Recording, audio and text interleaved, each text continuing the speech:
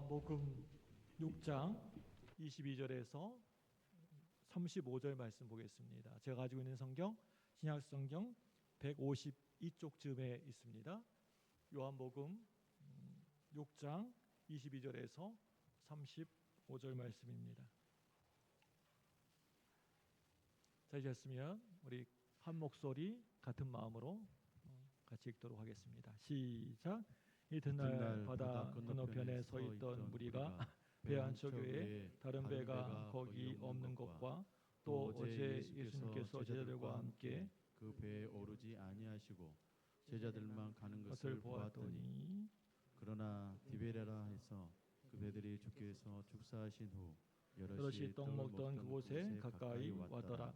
무리가 거기에 예수도 안 계시고 제자들도 없음을 보고 곧 배들을 타고 예수를 찾으러 가버나움으로 가서 바다 건너편에서 만나 라비여 언제 여기 오셨나이까 하니 예수께서 대답하여 이르시되 내가 진실로 진실로 너희에게 이르노니 너희가 나를 찾는 것은 표적을 본 까닭이 아니요 떡을 먹고 배부른 까닭이로다. 썩을 양식을 위하여 일하지 말고 영생하도록 있는 양식을 위하여 하라. 이 양식은 인자가 너희에게 주리니 인자는 아버지 하나님께서 인치신 자니라. 그들이 묻되 우리가 어떻게 하여야 하나님의 일을 하오리이까? 예수께서 대답하여 이르시되 하나님께서 보내신 이를 믿는 것이 하나님의 일이니라 하니라. 그들이 묻되 그러면 우리가 보고 당신을 믿도록 행하시는 표적이 무엇이니까? 하시는 일이 무엇이니까? 기록된 바 하늘에서 그들에게 떡을 주어 먹게 하였다함과 같이 우리 조상들은 광야에서 만나를 먹었나이다. 예수께서 이르시되 내가 진실로 진실로 너희에게 이르노니 모세가 너희에게 하늘로부터 떡을 준 것이 아니라 네 아버지께서 너희에게 하늘로부터 참떡을 주시나니 하나님의 떡은 하늘에서 내려 세상에 생명을 주는 것이니라. 그들이 이르되 주여 이 떡을 항상 우리에게 주소서. 예수께서 이르시되 나는 생명의 떡이니 내게 오는 자는 결코 줄이지 아니할 터이요 나를 믿는 자는 영원히 목마르지 아니하리라. 아멘. 세상의 역사가 바뀔 때마다 또 세계의 운명이 바뀔 때마다 가만히 보면 늘 큰 변화들이 또 큰 발견들이 있었던 것을 보게 되는데요. 우리 주전 300년경에 바퀴가 만들어졌는데요. 이 바퀴를 통해서 여러 가지 많은 운송 수단들이 탄생되었지요. 우리 바퀴 그림 한번 보여주실래요? 네, 초창기 바퀴입니다. 네, 그리고 BC 204년에는요 나침판이 만들어졌습니다. 나침판이 만들어졌습니다. 초창기 나침판이고요. 이 나침판 때문에 항해술이 바다에 가가지고 항해술이 발전해가지고 사람들은 더 많은 나라로 진출할 수가 있게 되었습니다. 또 BC 45년에는 달력이 만들어졌어요. 달력이 만들어졌는데요. 그래서 농경을 비롯한 여러 분야의 발전이 뒤따르게 되었습니다. BC 27년에는 콘크리트가 만들어져서 건축술이 아주 크게 발전하게 되었습니다. 이제 AD 시대로 넘어가 보도록 하겠습니다. AD 125년에는 우리가 지금 여러분 다 손목에 다들 차고 있는 시계 있잖아요. 시계의 원형이 만들어지게 되었습니다. 시계. 네. 또 1450년에는 인쇄기가 발명되어서 인쇄술의 르네상스가 시작이 되었고요. 또 1712년에는 증기기관 엔진이 만들어졌습니다. 또 1796년에는 우리가 그토록 원하고 소망하는 백신이 처음으로 개발되었습니다. 1822년에는 최초의 컴퓨터가 등장을 했고요. 또 1834년에는 냉장고가 됐고요. 또 1840년에는 최초의 통신기기라고 할 수 있는 전보가 만들어졌습니다. 1880년에는 전기기구가 발명되었고요. 1905년에는 첫 비행이 성공하면서 비행기가 세상에 등장하게 되었습니다. 1969년에는 인터넷이 만들어지게 되어서 이제 인터넷 통신망의 시대가 열려지게 되었습니다. 이러한 그 발전의 과정은 지금까지 계속해서 쭉 이어지고 있는 것을 보게 됩니다. 이제 내년에도 분명히 새로운 발전이 이루어지게 될 것입니다. 이런 발전의 흐름을 영어 단어 하나로 딱 표현을 하자면 바로 업그레이드입니다. 업그레이드인데요. 세상은 늘 업그레이드 되어 왔습니다. 무엇인가가 계속해서 발전해 왔죠. 이제 곧 조금만 있으면 우리가 2026년이 시작이 되는데 우리 가운데 업그레이드에 대한 소망이 다들 있으실 거라고 생각을 합니다. 여러분 그렇지 않습니까? 특별히 직장을 가지신 분들은요, 뭐 직급의 업그레이드, 소득의 업그레이드, 가정의 여러 부분에서의 업그레이드, 또 내가 살고 있는 주거 환경의 업그레이드 등등 내 삶의 여러 부분에서 영역에서 이 업그레이드가 이루어지기를 간절히 바랄 것입니다. 많은 업그레이드가 필요하겠지만 그 중에서도 가장 중요한 업그레이드가 있다면 그게 뭐냐면 바로 우리의 신앙의 믿음의 업그레이드인 줄로 믿습니다. 오늘 주신 이 말씀을 통해서 우리가 이제 올 한 해 딱 3분 지나갔네요. 새해 됐습니다. 올 한 해 어떻게 하면 우리 신앙의 업그레이드를 온전히 잘 이룰 수 있을지 함께 살펴보려고 합니다. 첫째로요, 중요한 것은요, 우리 자기 자신의 상태를 파악하는 것입니다. 자기 상태를 파악하는 게 중요합니다. 내가 지금 어떤 위치에 있는지 내 자신을 정확히 알아야 한다라는 것이지요. 제가 예전에 신학대학원 시험 준비를 할 때 영어 학원을 다니면서 공부를 진짜 열심히 했습니다. 그래서 2달 정도 학원을 다닌 다음에 토플 시험을 보게 되었습니다. 그때 신학대학원의 MDB 석사 과정으로 들어가려면 영어 토플 점수가 필요했기 때문이었습니다. 근데 시험을 보고 결과를 보니까 120점 만점에 30점이라는 아주 낮은 점수가 나온 거예요. 그 순간 여러 가지 생각과 자괴감이 들게 되었습니다.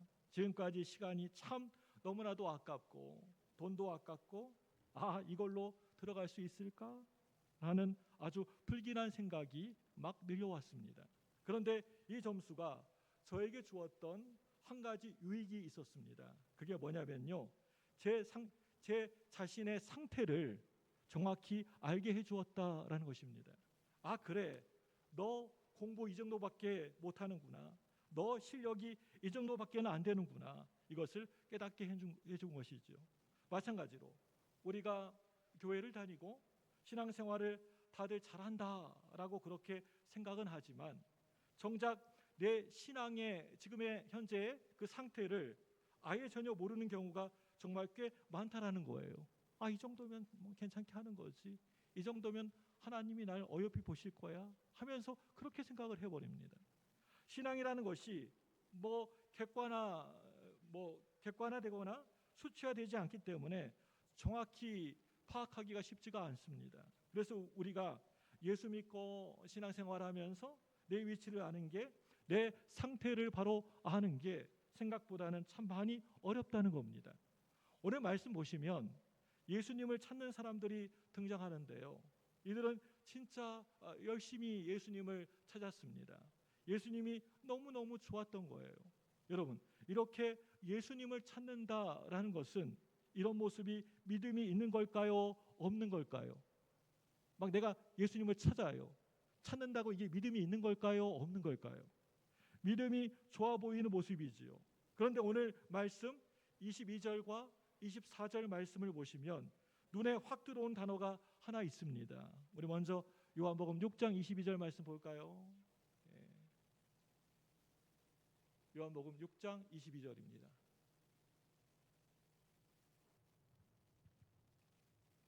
시작. 이튿날 바다 건너편에 서 있던 우리가 배 한쪽 외에 다른 배가 거기 없는 것과 또 어제 예수께서 제자들과 함께 그 배에 오르지 아니하시고 제자들만 간 것을 보았더니. 자, 또 24절 말씀도 보겠습니다. 24절, 6장 24절 시작. 우리가 거기에 예수도 안 계시고 제자들도 없음을 보고 곧 곧 배들을 타고 예수를 예수를 찾으러 찾으러 가버나움에 가버나움으로 가서. 예. 자, 그게 뭐냐면 22절과 24절에 공통적으로 나오는 단어 여러분 발견하셨습니까? 바로 무리가라는 말이에요.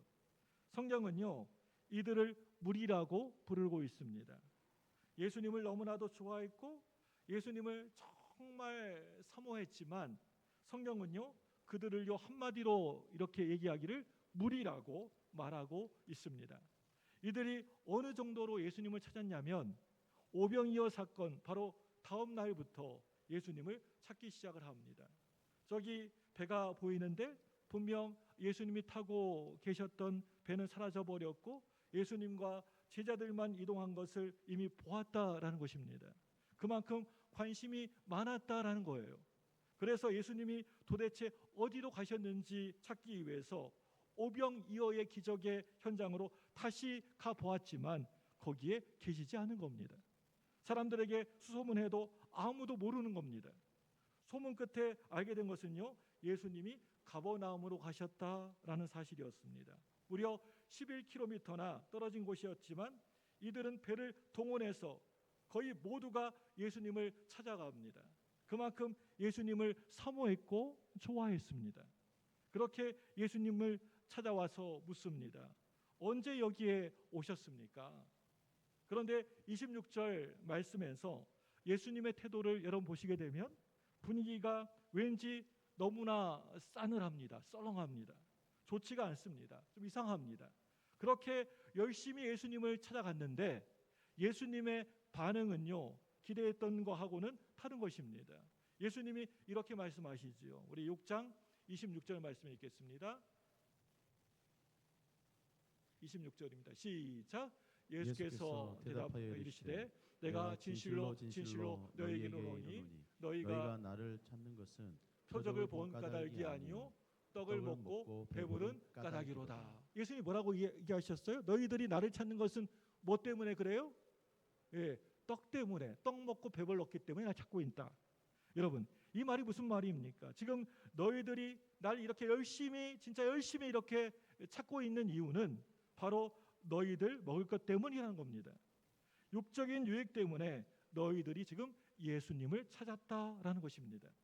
예수님 앞에 비추어졌던 우리의 신앙의 모습이 너무나도 아주 저급하고 수준 낮은 신앙이었다는 것입니다. 겉으로 볼 때에는 정말 그 열정이 엄청 있어 보이고 예수님을 찾고 부르짖는 것처럼 보이지만 그들의 내면은요, 낮은 수준의 신앙이었던 것입니다. 6.25 직후에 우리나라는 전 세계의 온절을 받으면서 살아가야 했습니다. 그만큼 힘들고 어려웠습니다. 특히 미국이 가장 큰 도움을 주었고 그 중에서도 미국 교회가 큰 지원을 해 주었습니다. 미국에서 온 물자들을 중간에서 누군가 이렇게 나눠가지고 분별해가지고 우리가 나눠줘야 하는데 그 역할을 그 당시에 한국 교회가 맡게 되었습니다. 교회에서 물건을 나눠주니까 사람들이 막 교회로 막 몰려드는 거예요. 그래서 교회가 싫어도 또 기독교가 싫어도 교회로 와야 했습니다. 오니까 뭐 물건을 주니까요. 물자를 주니까 뭐 쓸 물건을 주니까요. 그리고 교회에 와서 무엇인가 큰 것을 좋은 것을 받고 싶으면 뭔가 잘 보여야만 할 것 같고 목사님께 잘 보여야만 할 것 같아서 사람들이 교회 와가지고 열심히 봉사도 하고 막 청소도 하고 심지어는 새벽 기도에도 빠지지 않고 열심히 나오는 것입니다. 이렇게 한국교회 초창기의 부흥은요, 이 미국의 온조와 연결된 흐름이었습니다. 그런데 시간이 지나가면서 온조가 서서히 끊어지게 되었습니다. 예전에는 교회 가면 밀가루 한 포대를 받았는데 그게 이제 절반이 되고 또 3분의 1이 되고 4분의 1이 되고 그러더니 점점 줄어들다가 결국에는 끊어지고 말았습니다. 그러니까 사람들이 그래도 교회 나올까요, 안 나올까요? 더 이상 교회에 나오질 않는 겁니다. 새벽 기도에 그렇게 열심히 나와서 주여 주여 그렇게 기도했던 그런 분들도 나오지 않는 것입니다. 밀가루 한 푸대 안 주니까. 여러분, 무엇을 바라보고 교회에 나오는 신앙, 이게 바로 아직 낮은 수준의 신앙이라는 겁니다. 저는 이렇게 생각합니다. 교회에서 무언가를 얻기 위해서 교회를 찾는 사람들에게 교회에서 왜 잘 해줘야 하고 큰 대접을 해줘야 하는 것입니까? 교회는요, 당연히 구제해야 되고 어려운 사람이 있으면, 힘든 사람이 있으면 언제든지 손을 내밀고 도와줘야 합니다. 당연한 것입니다. 실제로 탈북민들을 만나게 되면요, 보게 되면요, 그들이 교회에 많이 오게 되는데 남한에 와서 왜 교회에 오게 되었는가를 크게 세 가지로 이야기를 하는 것을 보게 되었습니다. 첫째로요, 정신적인 도움이 많이 되었다라는 것입니다. 마음이 우울하고 힘들었었는데 교회에서 함께 사람들과 함께 예배드리면서 큰 위로를 받았다라는 것이죠. 그리고 두 번째 이유는요, 인간관계에 도움이 되었다라는 것입니다. 남쪽에 왔는데 아는 사람이 하나도 별로 없는데 교회 와 보니까 사람들을 많이 만나게 되었다라는 것입니다.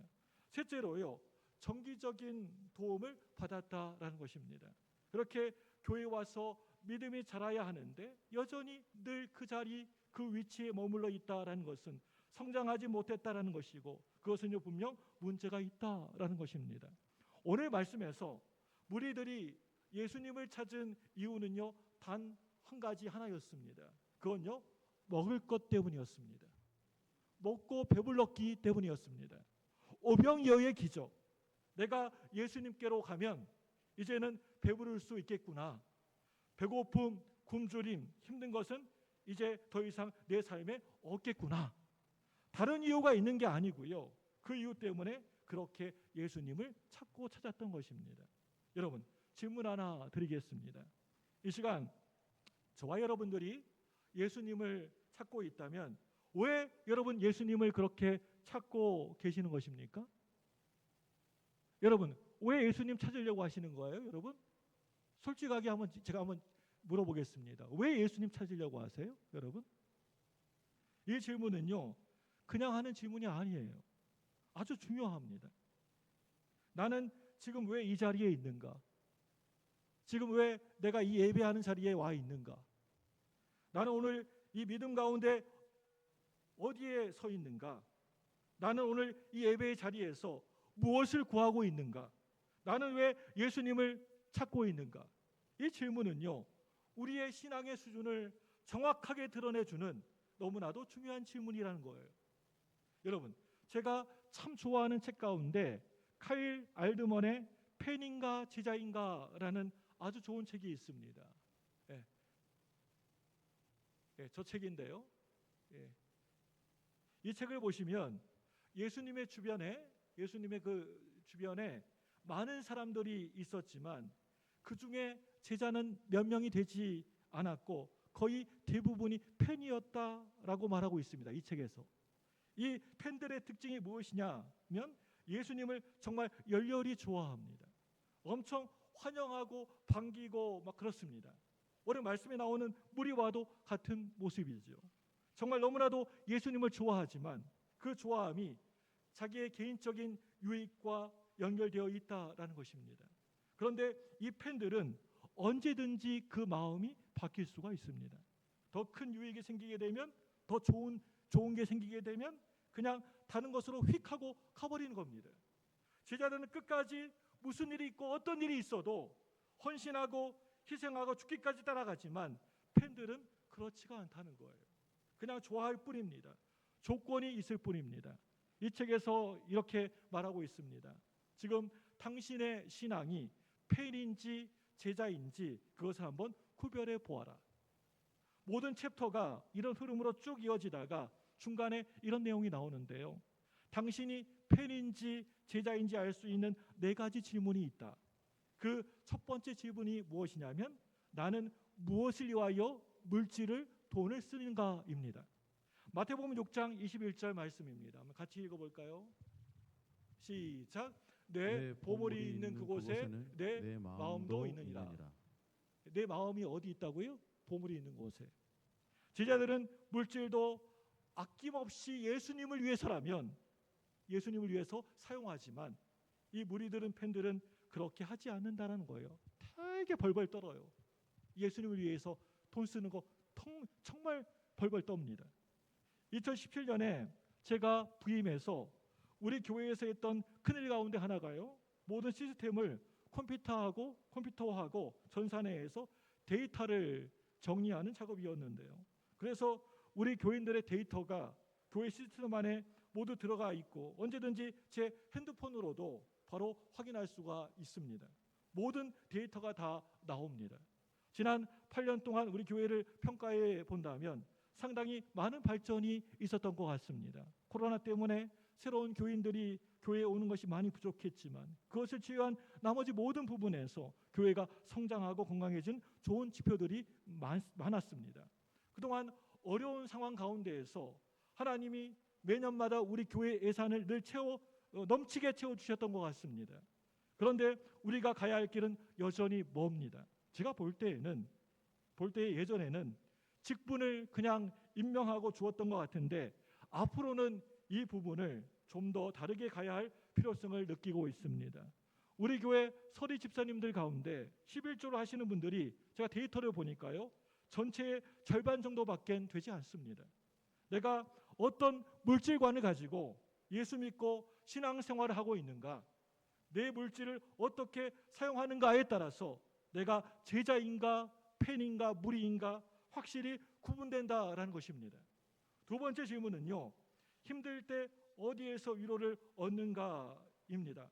친구인가 아니면 부모님인가 유튜브인가 여러 가지 있을 수가 있겠죠. 그런데 진짜 제자라면 예수님으로부터 위로를 얻어야 하는데 제자들이 아닌 팬들은 여러 가지 루트를 가지고 있다라는 것입니다. 세 번째는요. 언제 화를 내고 짜증을 내는가입니다.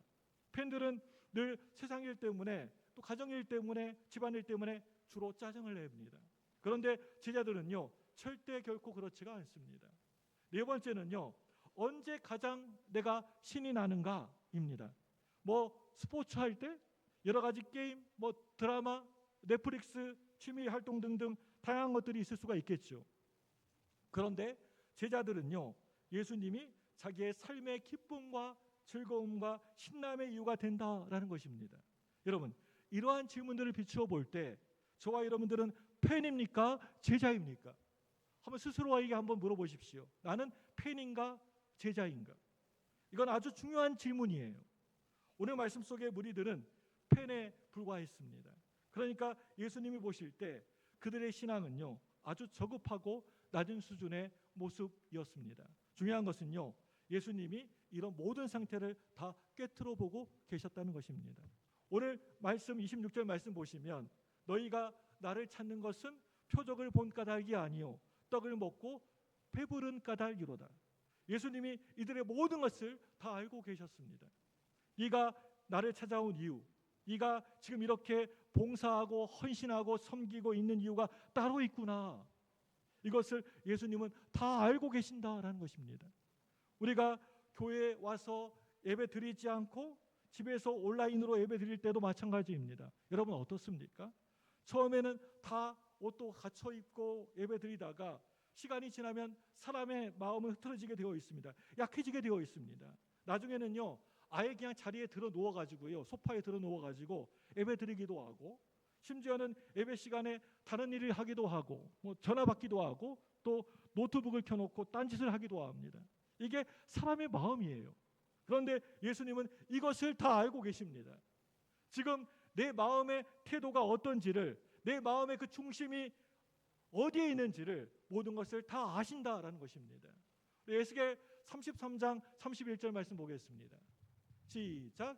백성이 모이는 것 같이 내게 나오며 내 백성처럼 내 앞에 앉아서 내 말을 들으나 그대로 행하지 아니하니 이는 그 입으로는 사랑을 나타내어도 마음으로는 이익을 따름이라. 여러분 이게 무슨 말이냐 하면요.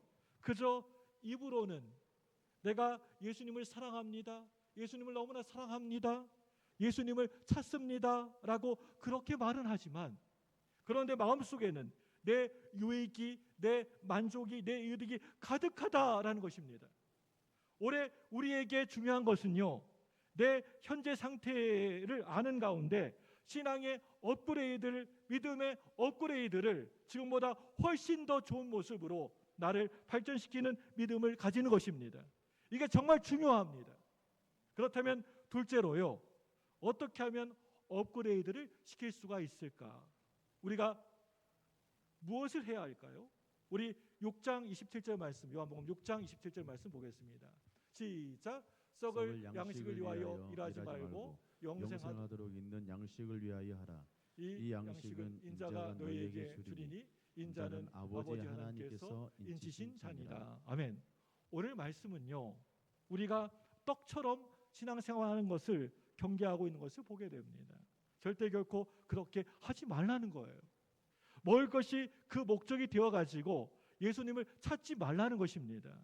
너희들이 받았던 그 떡은, 그 빵은 며칠 지나면 썩어질 것인데 왜 여기에 초점을 두고 살아가느냐라는 것입니다. 오늘 말씀은 우리가 육신적인 것에, 인간적인 것에 집중하는 신앙하고는 반대되는 이야기를 하고 있습니다. 우리의 신앙의 목적은 다른 게 아니라 오직 영원한 것, 영생의 떡이어야 한다라는 것입니다. 그래서 오늘 말씀이 말하는 핵심은요, 우리 신앙의 방향성이 인간적인 것에, 세상적인 것에 머물러 있었다면 이제는 그것을 옮겨서 저 영원한 것을 향해서, 영생을 향해서 가야 한다라는 것입니다. 오늘 말씀 27절 말씀을 보시면 썩을 양식과 영생하도록 하는 양식이 서로 대조되고 있는 것을 보게 됩니다. 우리가 썩을 양식의 수준에 그냥 거기에 머물러 있으면 낮은 수준의 신앙이고, 영생의 양식으로 나아가면 그 신앙이 업그레이드 되는 모습이라는 것입니다. 이게 오늘 말씀인데요, 이것이 요한복음 3장 16절 말씀하고도 동일한 메시지를 담고 있습니다. 하나님이 세상을 이처럼 사랑하사 독생자를 하나밖에 없는 아들을 우리에게 주셨습니다. 여러분, 독생자를 주신 그 목적이 여러분 무엇입니까? 그건 멸망하지 않고 영생을 얻게 하려 하심입니다. 요한복음 3장 16절 말씀에서 말하는 멸망이라는 단어가 오늘 말씀에서 말하는 썩어버리는 양식하고 다 같은 의미입니다. 우리가 이제 조금만 있으면 썩을 것들, 멸망할 것들, 이렇게 낮은 수준에 머물러 있는 신앙에서 좀 벗어나서 이제는 영생으로, 영원으로 넘어가야 한다는 것이, 그게 오늘 말씀이 우리에게 전하려고 하는 내용의 말씀이라는 겁니다. 그렇다면 여러분, 우리의 신앙의 목표는요, 방향은요, 이 세상 것이 아니라, 육신의 것이 아니라 저 영원한 것을 향해서 가야 한다라는 것입니다. 그렇다면 이 영원한 것, 영생의 주도권은 누구이십니까? 17절 말씀 보시면요, 인자라고 나오지요. 인자 17절에 예수님을 가리키고 있습니다.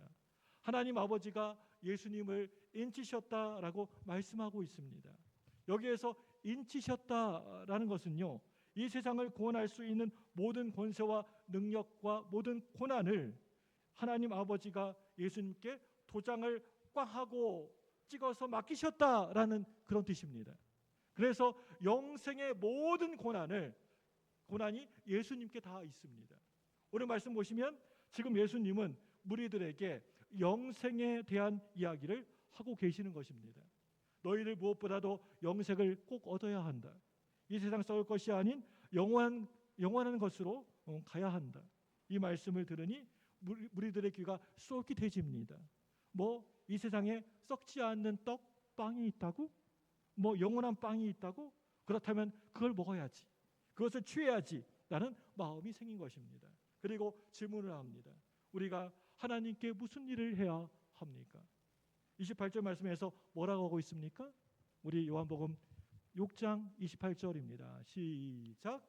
그들이 묻되 우리가 어떻게 어디하여 해야 하나님의 일을 하오리까? 하오리까? 그럼 이 말씀 보시면 하나님의 일이라는 표현이 나오는데요, 이 말은요, 하나님을 위해서 내가 어떤 일을 해야지 영생을 얻을 수가 있습니까? 라는 질문입니다. 엄청 애를 쓰고 막 노력을 하면 저 영원한 것을 얻을 수 있다라고 하면 너무나도 좋겠는데 뭐라고 하고 있습니까? 예수님은 그렇다면 무엇을 해야지 얻을 수가 있겠습니까? 어떤 노력이 필요합니까? 이것을 보통 우리는 공로신앙이라고 그렇게 얘기를 합니다. 심지어는 어떤 분들은 새벽기도 하는 것을 구원에 이르는 공로라고 그렇게 생각하기도 합니다. 또 어떤 분들은 전도하는 것이 구원의 공로라고 생각하기도 합니다. 헌금 잘하는 것이 구원의 공로라고 생각합니다. 그런데 절대 결코 그렇지가 않다는 것입니다. 새벽기도, 전도, 헌금하는 것은요, 구원에 이르는 조건이 아니라 구원받은 자의 삶에서 자연스럽게 맺히는 열매일 뿐이라는 것입니다. 어떤 분들은 목사에게 굉장히 잘해요. 그런데 그 이유가 가만히 보면 따로 있어요. 자신의 믿음이 많이 약하고 부족하니까 내가 목사님께 잘하면 저분이 구원을 이룰 때 나도 그 구원에 끼워주겠지라는 그런 마음으로 목사에게 식사를 대접하는 분들이 있습니다. 물론 저는 누가 식사하자고 하면 거절할 생각은 전혀 없습니다. 그런데 꼭 아셔야 될 것은요, 여러분들이 저에게 식사를 100번 대접한다라고 해서 그게 여러분의 영생이나 구원하고는 아무런 관계가 없다라는 거예요. 제가 이 이야기를 할까 말까를 정말 고민을 엄청 많이 했습니다. 준비하면서 이거 빼버릴까 했다가 다시 지웠다가 다시 했다가 했습니다. 이렇게 말하면 앞으로 아무도 밥을 먹자고 하지 않을까 걱정이 되었습니다. 야, 목사님 100번 사줘도 아무런 소용도 없댄다 그러면 밥 사주면 감사합니다. 예. 그런데 저는 우리 교회 신앙의 수준이 그 정도라고 생각하지 않습니다. 요한복음 6장 29절 말씀 볼까요? 예, 같이 봅니다. 시작. 예수께서 대답하여 이르시되 하나님께서 보내신 이를 믿는 것이 하나님의 일을 이나 하시니. 하나님의 일은요, 여러분, 우리가 어떤 봉사나 헌신을 하는 것이 아니라 하나님이 보내신 누구를 믿는 거예요? 예수님을 믿는 거예요. 하나님의 일, 열심히 이렇게 몸으로 하는 게 아니고요. 내가 예수님 믿는 게 그게 하나님의 일이라는 거예요. 이게 정말 중요한 것입니다. 영생을 위해서, 영원한 일을 위해서 우리의 노력이나 헌신이 필요한 게 아니라 믿기만 하면 된다라는 것입니다. 예수님을 믿으며 된다라는 그런 말씀입니다. 그리고 35절 말씀 보시겠습니다. 우리 요한복음 6장 35절입니다. 시작. 예수께서 이르시되 나는 생명의 떡이니 내게 오는 자는 결코 줄이지 아니할 것이요 터이요. 나를 믿는 자는 영원히 목마르지 아니하리라. 아멘. 여러분 이 말씀 보시면 예수님이 나는 뭐라고 합니까? 생명의 떡이다라고 그렇게 말씀하고 있죠. 저와 여러분들이 이 말씀을 읽을 때 떠오르는 장면이 있지 않습니까?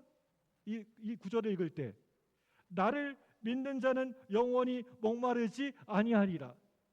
수가성 우물가에서 예수님이 어떤 한 여인에게 하셨던 말씀이잖아요. 여인이 물을 필요로 하고 있었는데 예수님이 뭐라고 합니까? 내가 주는 물을 마시면 영원히 목마르지 아니할 것이라 라고 하셨던 그 말씀과 이 말씀이 동일한 메시지입니다. 너희가 내게 와서 내게 주는 떡을 먹게 되면, 이 영의 양식을 먹게 되면 너희의 영혼이 배고프지 않게 될 것이라고 말씀하고 계십니다. 오늘 말씀이 저와 여러분들에게 주시는 강력한 메시지는요, 신앙의 업그레이드와 우리의 성장을 위해서 정말 필요한 게 있다면 그게 바로 예수님을 통해서 영생의 신앙으로 나아가는 것이고, 그리고 그게 예수님을 통해서만 가능하다라고 하는 사실입니다. 영생의 길로, 영생으로 가는 모든 길은 오직 누구로? 예수님을 통해서만 열리는 줄로 여러분 믿으시기를 바랍니다. 그렇다면 조금 더 구체적으로, 좀 더 깊이 구체적으로 우리가 어떻게 신앙생활을 해야 이 영생의 신앙생활을, 영원한 것을 붙잡는 신앙생활을 할 수가 있을까요? 먼저는 우리가 시간을 늘릴 필요가 있다라는 것입니다. 먼저 말씀을 통해서 예수님을 더욱 가까이 할 때 우리의 방향성이 영생으로 바뀌어지게 되는 것입니다. 생명의 떡이신 예수님께 가까이 가는 것, 예수님과 늘 함께 하는 것, 말씀 곁으로 가는 것, 이게 답입니다. 로마서 10장 17절 말씀에 믿음은 어디에서 난다고 했습니까? 믿음은 들음에서 난다고 했습니다. 믿습니까? 들음은 곧 그리스도의 말씀이라고 했습니다. 자꾸만 여러분 들으셔야 돼요. 안 들으면 안 됩니다. 여러분 우리 내년부터 이제 오늘부터 365 성경 읽기를 하는데 여러분 말씀 자주 들으셔야 돼요.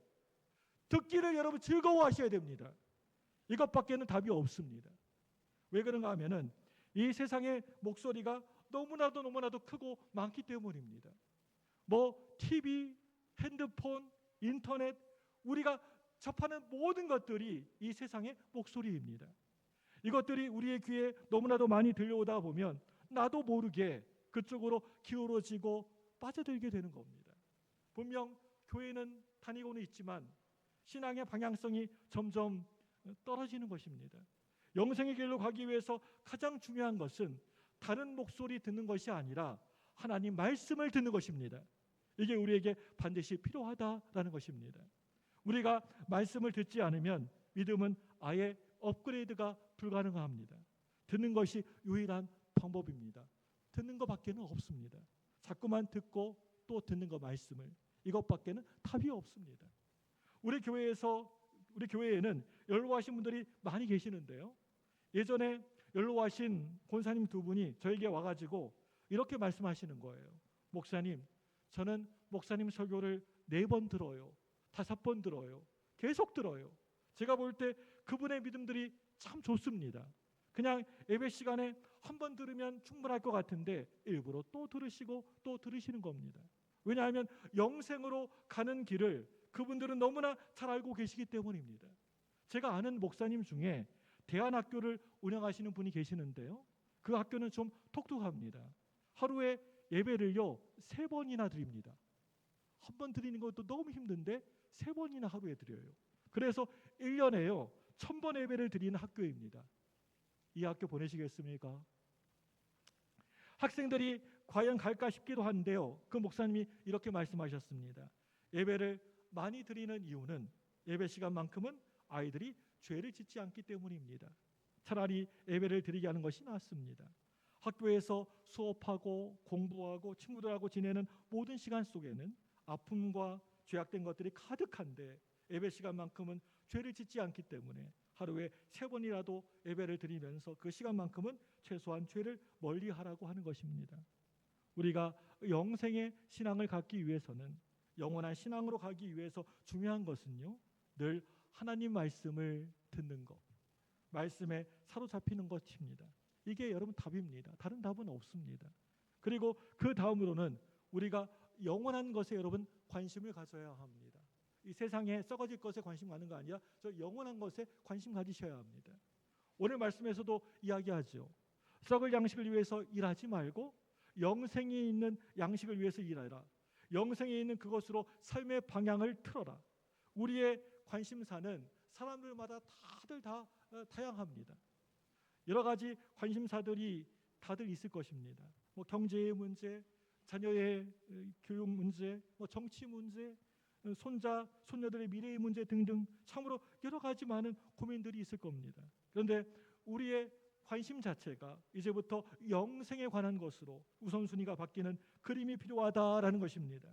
올해 우리 교회에는 여러 많은 모임들이 있을 것인데 여러분들이 그 모임을 가질 때 다른 얘기가 우리의 중심에 또 화두가 되지 않고 바라기는 영원한 것이, 영생의 것이 되기를 간절히 소망합니다.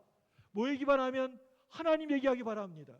모이기만 하면 신앙 얘기하고 예수님 얘기하기 바랍니다. 남 뒷담화 하지 마시고요. 아이고 무슨 집사님 오늘 화장하고 있는데 무서워 꿈에 나타날까 봐 그런 얘기하지 마시고요. 모이면 신앙 얘기, 예수님 얘기, 축복된 얘기, 그런 얘기 하시길 바랍니다. 그런 가운데 우리 모두에게 신앙의 업그레이드가 이루어지는 복된 한 해 되시기를 주님의 이름으로 간절히 축복합니다. 오늘 이